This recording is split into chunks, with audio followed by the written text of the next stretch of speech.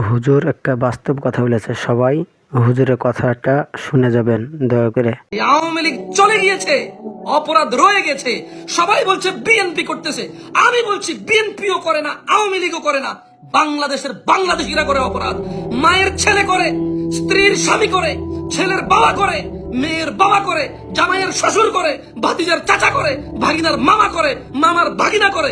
এই দেশে আমরা বাংলাদেশিরা অপরাধী, কোন দল অপরাধী না। দেশে এই মানুষগুলো দল করে, এই অপরাধী মানুষগুলো কেউ আওয়ামী লীগ করে, কেউ বিএনপি করে, কেউ কেউ জাতীয় পার্টি করবে, কেউ এনসিপি করবে, কেউ ওই নাগরিক পার্টি নতুন করে একটা পার্টি হয়েছে এটা করবে।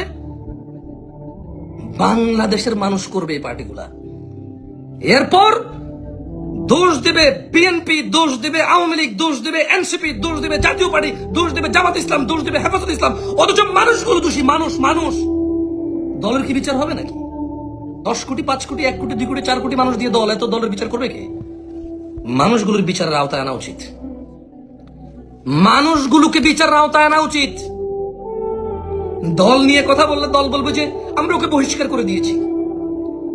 বিএনপির মধ্যে এরকম লোক হইতে পারে না, জামাত ইসলামের মধ্যে এরকম লোক সহ্য করতে পারি না, আওয়ামী লীগের মধ্যে এমন লোক আমরা পছন্দ করি না, আমরা তাকে দল থেকে বহিষ্কার করেছি বহু আগে। ব্যাস, দল বেঁচে গেল, দল বেঁচে গেল। পুলিশ করলে পুলিশ বলবে আমরা তোকে বরখাস্ত করেছি, আর্মি করলে আর্মি আমরা তোকে বরখাস্ত করেছি। জামশেদ মজুমদারের মতো কোনো মাদ্রাসায় চাকরি করে যদি হুজুর করে কোনো অন্যায়, মাদ্রাসা বলবে আমরা তো ওনাকে চাকরিচ্যুত করেছি, বহিষ্কার করে দিয়েছি, আপনারা যা বিচার করেন করেন। আমাদের মাদ্রাসার সাথে ওর কোনো সম্পর্ক নাই, আমাদের দলের সাথে ওর কোনো সম্পর্ক নাই, পুলিশের সাথে ওর কোনো সম্পর্ক নাই, আর্মির সাথে ওর কোনো সম্পর্ক নাই, বিএনপির সাথে ওর কোনো সম্পর্ক নাই, মসজিদের সাথে ওর কোনো সম্পর্ক নাই। বলবে প্রতিষ্ঠানের বিচার করবা নাকি তোমরা? প্রতিষ্ঠানের বিচার করতে গেলে তো তোমরা জীবনও পারবা না। তোমরা বিচার করতে হবে মানুষের।